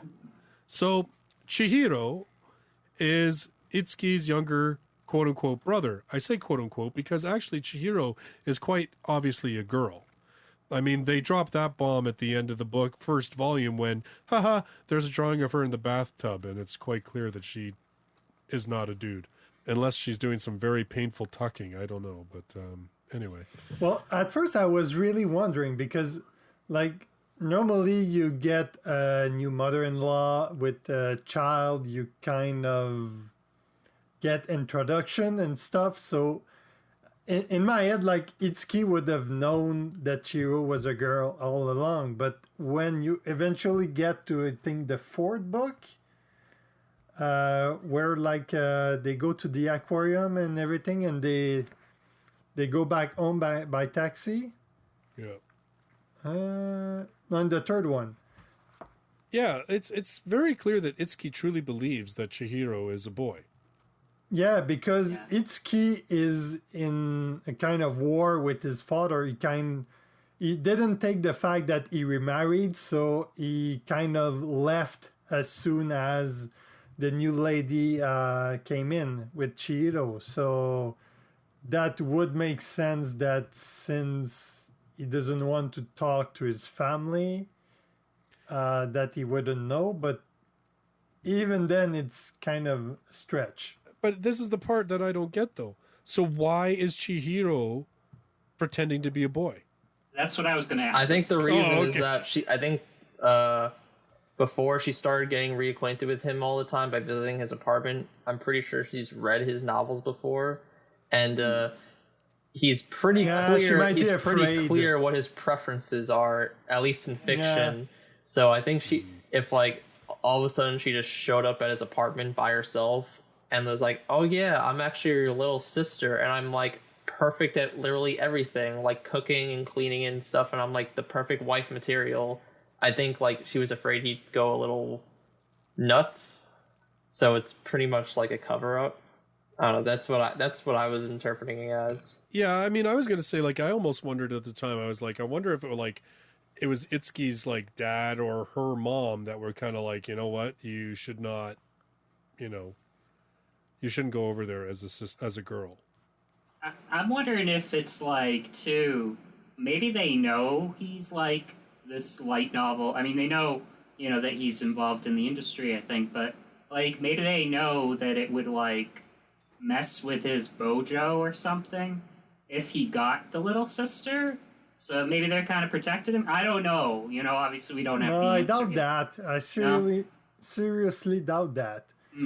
Yeah, I mean, it doesn't really strike me as the kind of family that they really give that much of a crap about Itsuki. But again, this series does a lot about playing with the not taking things at face value, right? So, I mean, Itsuki's dad he's presented as kind of like this jerk who was never around and that kind of stuff, but maybe that's not who he is. I mean, maybe he does care about Itsuki. Maybe, or maybe the other thing that I've wondered about is maybe Chihiro herself thought that she wanted to have an actual like relationship with Itsuki in terms of, being able to have a friendship and being siblings. And she felt that if she was over there as a girl, she would never know if Itsuki accepted her just because she was a little sister or whether he was accepting her as her. You know what I mean? I'd lean more on the latter. Because, like, if his dad cared so much, I feel like he'd at least attempt to show up at his apartment unannounced, but like it never hints that he's ever attempted that. No, yeah. Has Chihiro read all his work? Or Yes. Do we? Yeah, I Okay, think so. she Yeah. has. Oh yeah. I just She does say asked, that. Yeah, I asked just because I know she's kind of like dense about certain, sexual stuff in the story. that. Yeah. Like she's a little innocent at times. Yes. Yeah. Well. Yeah. No. But she definitely has read them. She states that. I'm trying to think. Like, where was it? And I know she said it more than once, but I'm pretty sure it was when he was trying to make the deadline in like volume 3 or 4, whatever. I'm pretty sure that she had said she had read all of his books, and that was why he started bouncing some things off of her Mm. and like asking for her opinion. But yeah, like definitely she knows. It's just whether she read his stuff ahead of time or whether she's read it since they started developing a relationship, right? Because if she didn't read it ahead of time, then my theory is all blown out of the water, because how would she know? Unless, again, like his dad and his stepmom just think that he's a filthy pervert, and they said to her, there's no goddamn way you're going over there as a girl because he's going to attack you. That's my other theory. I kind of hope it doesn't end up like that. I know. I hope so too. It's just the one thing that makes me laugh though is I'm like, I just, again, I think it's this thing with Itsuki that, he just blindly accepted it. Yeah, I'm your brother, and it's like, oh well, okay. I mean, you're super adorable, and you are basically the perfect waifu, but nope, you're a dude because you say you're a dude. All right, and everybody else around him does the same thing. It's only Puriketsu, who hasn't met Chihiro, who just sees her on the street in the exact same clothes that she's been hanging out with Itsuki, and he's like, she is like an amazing girl with like a universal altering ass. Is it so? Did he just recognize like a feminine ass? Like I assume he just recognized this is a woman because she looks like this. Yeah, well, he seems to, like, as he talks about her later on in his slightly creepy stalkerish way. Yeah. I can't wait to see how that goes down when the two of them meet with each other. But in any case, when they're talking about, when he's talking, he seems to think like, yeah, she was the complete package. Like, it wasn't just that, like, oh yeah, she was really boyish, but she had a great ass. Like, he seems to be pretty, like, yeah, it was like she was like this beautiful girl, and blah blah blah, right? Like, so yeah, I mean, he seemed to recognize immediately that she was a female. Now, I mean, given Puriketsu and how much emphasis they put on the fact that he is an aficionado of backsides, I am pretty sure if he watched a girl walking and a guy walking, he would be able to tell that's a girl and that's a guy. But still, I just found it funny that I'm like, well, this person who meets Chihiro, the random stranger on the street, is like, what a beautiful girl, and everybody else is like, oh, you have such a great little brother. No, but also Ashley notices like right away. Well, no, it's when she enters the bathroom. She walks into the bathroom on her. What? Wait, was it sudden? I thought she knew the whole time. Like as soon as she showed up to the apartment to work. No, no. She shows up to the apartment, and then Ashley, she goes to use the washroom, and Ashley walks in on her, and she's like, and Ashley, I think Ashley kind of hints that she suspected, but she wasn't sure because she thought, well, Itsuki says it's a boy, so it must be a boy, right? But no, like, yeah, it wasn't like Chihiro showed up and she's like, tell me honestly, you're a girl, right? It didn't go down like that. So, yeah. All right. So, we've been talking for a while, actually, for a funny little fluffy series. And honestly, like, again, I mean, the average is what, like 180 pages, if that, on these books? Not even. I think like 140 if. Yeah, like some of them are different. Like the first book is like 186 or so pages. But I mean, when you consider how much of that is illustrations, nonsense, and everything else. Character description. Yeah. Like the MMO character oh my God. stat charts that like I completely skip over because it's a bunch of useless information that doesn't mean anything. No, I think it's those just take the up like author 4 or geeking 5 out on- pages. Yeah. I was impressed. Like when I started Volume 1, the amount of drawings in it and the amount of this side information. Even as you go through the later volumes, they start replacing it a little bit with the Q&A, which is still entertaining. Like I'm just really impressed with, it's not a very big book, but there's a lot like presentation wise. And like Yeah. what one of the authors will do is like in a chapter, one of the authors will mention a series that they've read or a series that they're also writing, and then at the end of the chapter it'll give you like the title of the series, what the concept is, and then list all the characters and the descriptions. So like you can read it all, and then you can imagine how the hell that story works, like in your head, how the hell they came up with that. And speaking of illustration, I want to ask you guys a question. In Volume 2, page 74, Okay, hold on. I'm gonna Hold on. flip to that. I want to know if the same thing bugs you guys as it bugs me. Okay, what's Going up? for page 74. Okay, in case you're listening and you don't know what the illustration is, it's basically Nayuta sitting naked on a bed typing in our laptop.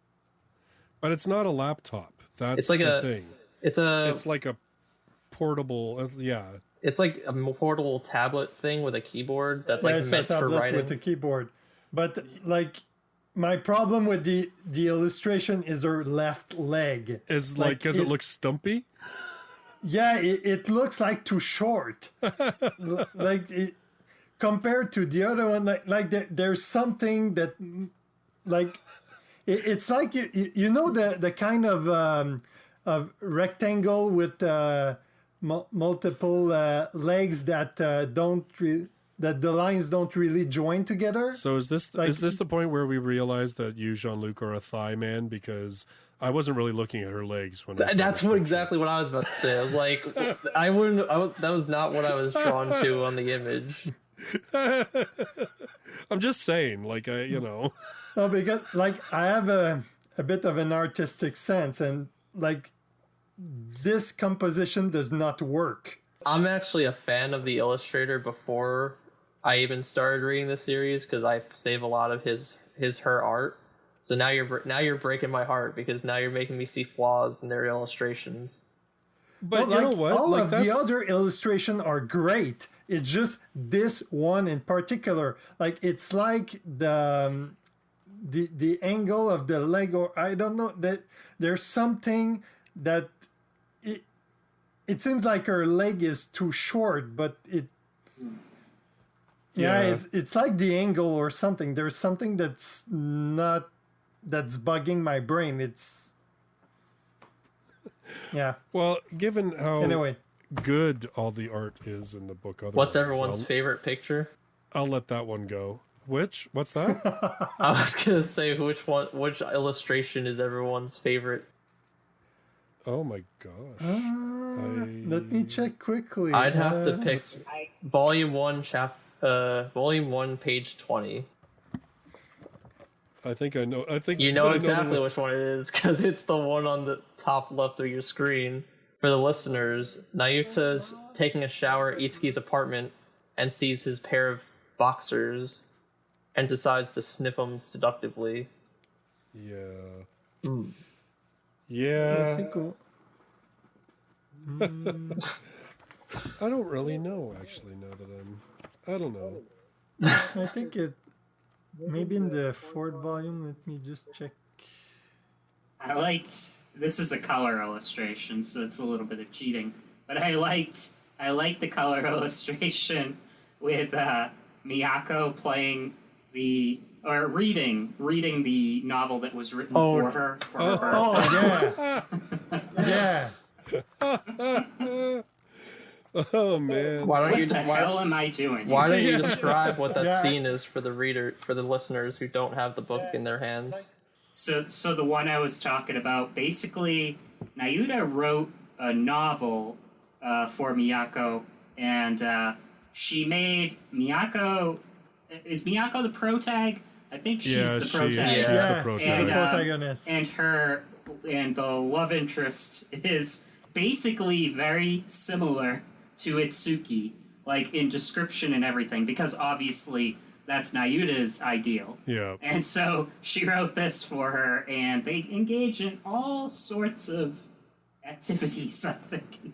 It's a porn novel. Let's just get to it. Yeah, Yeah. because they kind of do the thing every time, every day, like Which is her. That's even once they're dead, like they're entities in the cosmos Yes. and they're doing stuff. And that's how the Big Bang happens. Yeah, Literally. which is Nayuta's dream, basically, because She's living the after dream that, through Miyagi. like Miyako's wondering why she's developing feeling for Itsuki. Oh no. Yeah. Poor her. Yeah. I don't know. My favorite illustration. I'd have... Well, my favorite, I just found it. It's at the end of volume 4, page 132. Like, it's when they're checking the final illustration for the manga, and you have Miyako blushing because literally it's her body that serve reference for the book, but like her expression and like the composition of the picture, like I really like this one. I don't know. I wouldn't say. I don't know if I do have a favorite. I like the fact that the art is really good on this series. And just in general, like the girls are suitably cute because that's kind of the style, but I like the fact that he draws the shot of like Puriketsu getting naked going into the baths and stuff. Like, it's not like it's all nothing but like cute girls. There's lots of images of like Itsuki and Haruto and Puriketsu, and nobody is safe from the perverted picture. maybe Itsuki is like the author, like drawn as an anime character, and maybe Puriketsu is the illustrator. Maybe the actual illustrator is a fan of behinds. Yeah, I did want to mention Sisters All You Need. The title of the series is also the title of the book that Itsuki was reading, Yes. way back when. Yeah. Yeah, that was interesting. Yeah.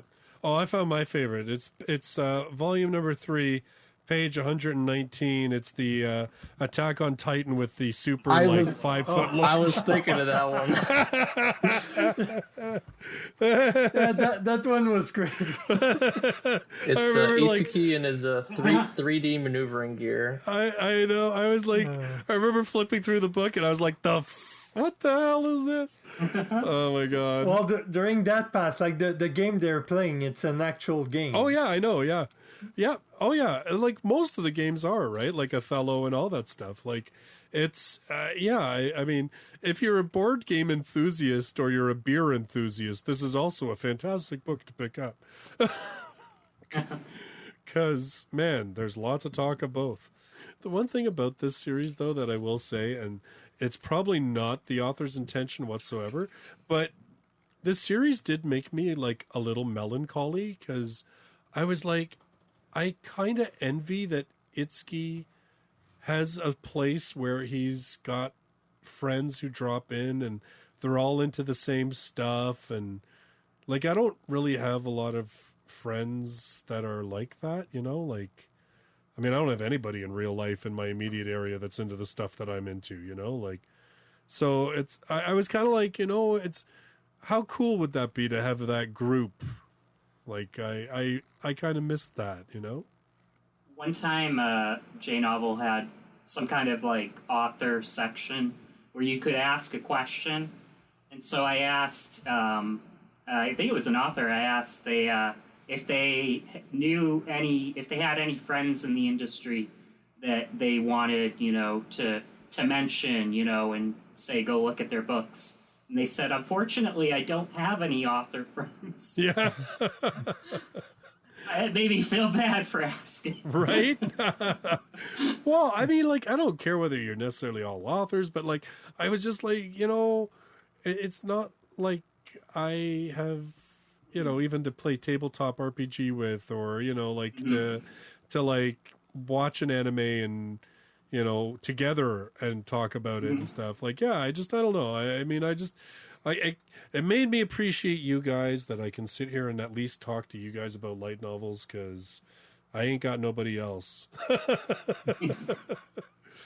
You just gotta bring some light novels to your work and like coerce your coworkers into it.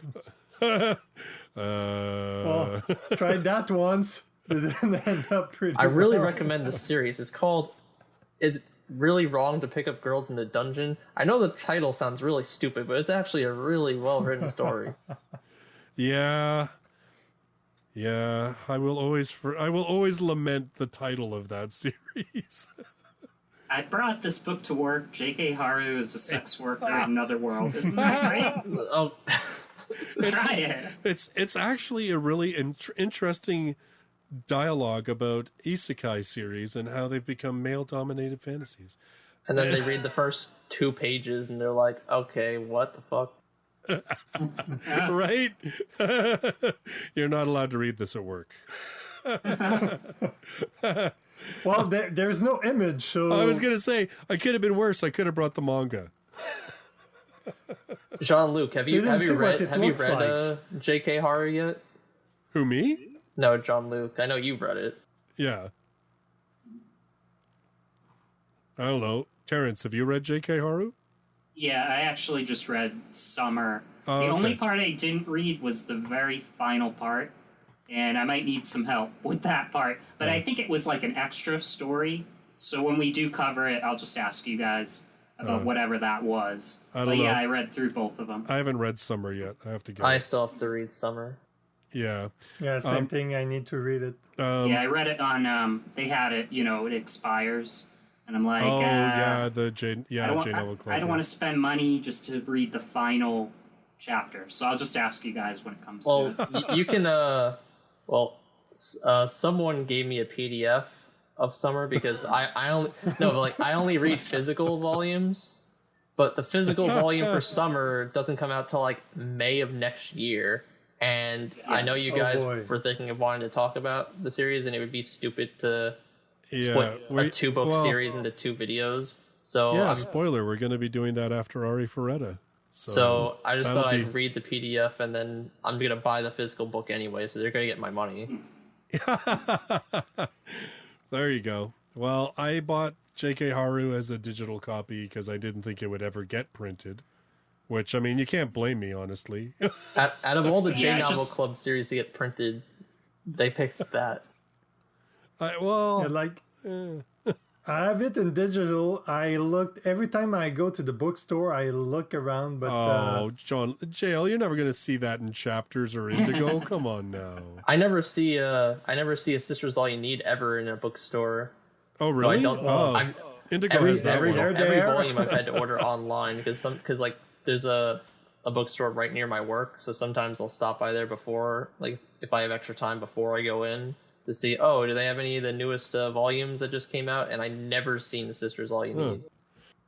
I wonder if Busy Wizard or whatever it is from Soul Press will be cellophane wrapped in the store. most of the hentai-esque manga ends up getting wrapped in the States. Well, I mean, I think that's the light novel by Soul Press, right? The Busy Wizard. Yeah. Yeah. I don't know if they're going to release that one. Won't come out onto shelves. Like, I think Soul Press is just doing those. Like, they're selling them through online stores. I don't think I've ever seen those on store shelves. So. Oh yeah, Amazon. Yeah. I think it's just Amazon Direct. Yeah. So I don't know. I mean, who knows? I guess we'll see. But I mean, yeah, it's funny though. Like, yeah, I mean, the fine line. Like, this series has, girls intimately touching each other, and it's fine. but I mean, admittedly, it's nowhere near as graphic as, say, a J.K. Haru. But you're right. It is kind of funny to see what books end up on a bookstore shelf and what books don't. Although I will say that it seems at my own bookstores locally, which is the chain Chapter / Indigo, I really only see In Another World with My Smartphone and How Not to Summon a Demon Lord. Those are like the only ones from J-Novel that I seem to be able to find in stores reliably. Even Ascendance of a Bookworm and stuff like that is not in store. I don't know why. Like, I've seen I all saw, three of those. Smartphone. I saw Bookworm, Oh, did you? Oh. and yeah, and for my daughter, I'd even defeat the Demon Lord. Yeah, I've seen all those series. I think Echo. Did Echo get a print run? I think that got a print run. One of them. I heard they printed too many copies by accident. Whoever the printer was, and I don't know what's going to happen with all those copies. Yeah, weren't they like saying like, oh, we're gonna supposed to make like 1,000 batches for the first batch, but they ended up doing like 2,000. Yeah, it was ridiculous. I thought it was like 5,000, but yeah, it was ridiculous. Whatever it was, the number was insane. Convention Compared giveaways. to Sell what for they half wanted. price. Maybe it was they wanted 500 and it was 2,000. Oh, yeah. I think it. What was it not like? It was meant to be 1,000, and they printed 10,000. Oh, God. Whatever it was ridiculous. I That's remember funny. that much. Well, like I said, convention giveaways. Yeah. I mean, if Sam wants, I'll take some and I'll give them away Yeah, on my for channel. the 10 years to come. Well, I mean, whatever, right? It is. Buy two volumes, get a free copy of that. Yeah, right. There you go. Yeah. Alrighty, so we'll end our conversation on A Sister's All You Need there, unless anybody else has anything else they want to throw into the ring. Not really. I just want to throw out there, we didn't even really talk about Miyako and Naruto and like his interest in her. I mean, I don't really have a ton to say on it, but it's just something to keep a watch on going forward. And they're very similar, like characters, like personality-wise, they gel. But sometimes, you always hear the expression like opposites attract. And so maybe that won't work out. Again, I'm only on volume 4, so we'll see what happens in the future. Yeah, it'll be interesting to see what happens, whether they try to inject more like love triangles and stuff like that into it. Because, I mean, right now the series, like, yeah, okay, there's Miyako has some feelings for Itsuki, but she really They're cares. made up. Well, but also she cares about Nayuta, so she isn't going to get in her way. You know what I mean? Like, she's not going to step on Nayuta's toes. Because their friendship has become important, right? So there's not, so like there really isn't any. The only friction that there isn't the triangles and stuff like we usually see in rom-coms and stuff. It's more just the, when's Itsuki gonna finally figure out that he's good enough, like. But yeah, it'll be interesting to see what happens with Haruto and Miyako. I mean, yeah, like it seems like the series, they've announced that it's going to end. What did I? Yeah, they announced that there's only one volume left. I think I think there's a final volume, like a final arc that got split into 2 parts, and like I don't think the second part has come out yet. Yeah, so it says the first part of the final arc of A Sister's All You Need. It's the 13th volume. Shogakukan's listing for the 13th volume of Hirasaka's A Sister's All You Need light novel series describes the volume as the first part of the novel series' final arc. Final arc. The volume will ship on September 18th. So maybe it's longer than 2 volumes. I thought I saw something that said it was a 2-parter. Yeah, it's first part of the last arc. So I didn't even know there were arcs in this series. Yeah, so, well, I know, right? Maybe there are as the series goes on. I mean, I don't, like they're laying a lot of groundwork for there to be ongoing stuff, right? Like, I haven't read farther than the first 4 volumes or whatever is released in English, but I do know through a few spoilers and illustrations that everything we've talked about during this podcast does get developed later, further on. So nothing really is like hanging. It's definitely a series I think I'm going to keep following. Because I mean, like, so we've read 4 volumes, and honestly, if you get through the first volume and you like it, I don't think there's any reason whatsoever that you're not going to like volumes 2, 3, and 4 at least. I mean, I certainly did. I actually found that I enjoyed the series more as I went along. Because like I said, the more you get to know the characters and stuff, the more you like them. I kind of had difficulty to finish the second one. Like, I don't know, like, it's when I really got into the last part of the second book with all of the reference and satire that I kind of, okay, I'm gonna give it one more go. And then the third one, fourth one, really good book. I was really hooked on those two, but I don't know why. Maybe didn't feel like reading the second one when I did. I don't know. Well, I put it off for a long time. Like, I read the first volume, and then they've released 3 volumes since, and I literally just read these like a couple weeks ago. So, in fact, I'll say this: it kind of made me feel like, maybe I should just start binging some series, like just review a volume 1 and then leave it for like 2 years and then just binge 4 volumes. Like, yeah, I need to do that. Well, yeah, I'm probably gonna do that with Aoni this month. I'm about to do that with since Durarara, the final volume, just came out. I'm probably gonna binge from where I'm left off to the end. Yeah, well, yeah, I've been thinking that too, because I read up to volume 6, so I'm like, there's only like basically 7 volumes, and they're not stupidly long. No. So, yeah, I was thinking, maybe I should do that. Maybe I should. Yeah, I need to binge watch the rest of, a few volume of Danmachi and Shield Hero before season 2 comes out. Oh, yeah. Well, yeah, I know Shield Hero, definitely, because Shield Hero covered a good chunk of everything I read in that one, but I don't know, though. I don't know. We'll see. Definitely, I don't want to. I think what it is with me now is I'm going to be like, you know what? If the anime comes out and it's decent, and I haven't really read any more past the first volume, I'll just watch the anime.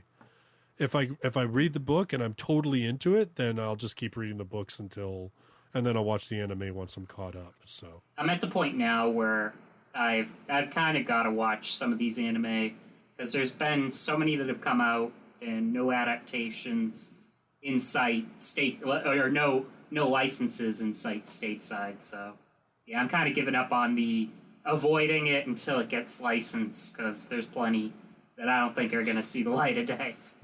Yeah, with this, if a series is already licensed and then it gets announced for anime, like what I've been doing for this last year is that the season that the anime starts airing is when I'll start start reading it, and what I'll do is like I'll read the first volume, and then as the anime is adapting volume 1, I'll read volume 2, and then it'll adapt volume 2, and I'll read 3, and I'll just like read up to where I know the anime is going to stop, and then that's where I'll say like, okay, now I'm going to take a break from that series, and then maybe if there's a season 2, I'll pick it up again, or like if I have nothing else to read, I'll pick it up. But like, it gets me to start new series easier. Yeah. Yeah. Well, yeah, I know. There's, I mean, it's a good problem to have that we have too many light novels in English. Let's face it. It sure wasn't like that not too long ago. Yeah, so. Alrighty, so we'll end our conversation there for tonight. Then, Sisters, All You Need. Yeah, surprisingly good series, actually, with a lot more depth to it than I really thought there would be, and also a lot more ecchi to it than I kind of thought there would be. But it's all good. It has a good balance. And as we've said a couple times through this episode, our next episode, we will be talking about the first 3 volumes of Ari Ferretta, From Commonplace to World's Strongest. Or should we do 4 if the anime covered the 4th volume? What do you think? I don't know. We'll I talk read about all. it. I read all 4 because of the anime, so I'm good to go wherever. I only read the 3. I haven't read the 4th one yet. So Do we know who's in it? Like, I only read the first one, and I'm gonna see if I can get 2 and 3 at least. Rent them. So Yeah. I'll see what happens. well, But depending on how many people are available, I'll definitely try to get involved if there's not enough. well, Hey, we'll if you see can't catch up, you can always watch the amazing anime adaptation. I was actually gonna watch the anime adaptation. Like, instead of reading, I was like, I'll watch it and see where it goes and if Well- I enjoy it. And then I heard how bad it was. I'd watch it. Actually, I would watch it if you anyway. No, I take out the can't. CG, like I didn't find it that bad, but yeah, the CG kinds of ruin everything. The scenes where they don't butcher the source material is pretty good. But that should be evident for like any adaptation. well, I really disagreed with how they started this series. Yeah. I just, but we can talk about that next time. Because we'll be talking about the books, so we can talk about how the anime did and did not adapt certain things. So, anyway, in any case, thank you, gentlemen, for joining me, and for all of you listeners, thank you for listening. Until next time, bye bye for now.